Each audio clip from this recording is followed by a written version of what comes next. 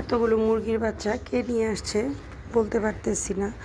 বোবা প্রাণীর মায়া এটা অন্যরকম।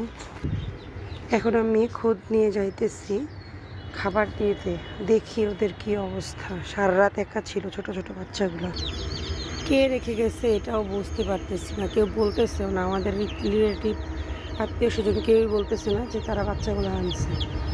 সারা রাত বাচ্চাগুলো এইভাবেই রয়েছে। এখন খাবার দিব, পানি দিব। সকাল 7:30 বাজে। দেখুন খাবারের জন্য ওরা কেমন অস্থির হয়ে আছে। গতকালকে দুপুরে আমি একবার খাবার দিয়েছিলাম, এখন আবার দিলাম। আসলে কে এনে রাখছে এটাই জানি না, বুঝতে পারতেছি না, কেউ বলতেছেও না। এখন এতগুলো বাচ্চার দায়িত্ব কে নেবে, কার বাচ্চা সেটাই যদি না জানি তাহলে কীভাবে পরিচর্যা করব। এখন এই যে আমি মোটামুটি খাবার আর পানি দিয়ে গেলাম, জানি না ওদের মালিক ফিরে আসবে কি না, ওদের যত্ন নেবে কি না।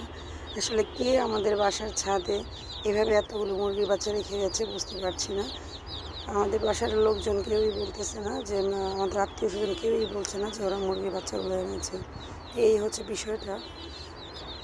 দেখা যাক পরবর্তীতে কি মালিক খুঁজে পাওয়া যায় কি না, নাহলে আমিই পরিচর্যা করব, কিছুই করার নেই।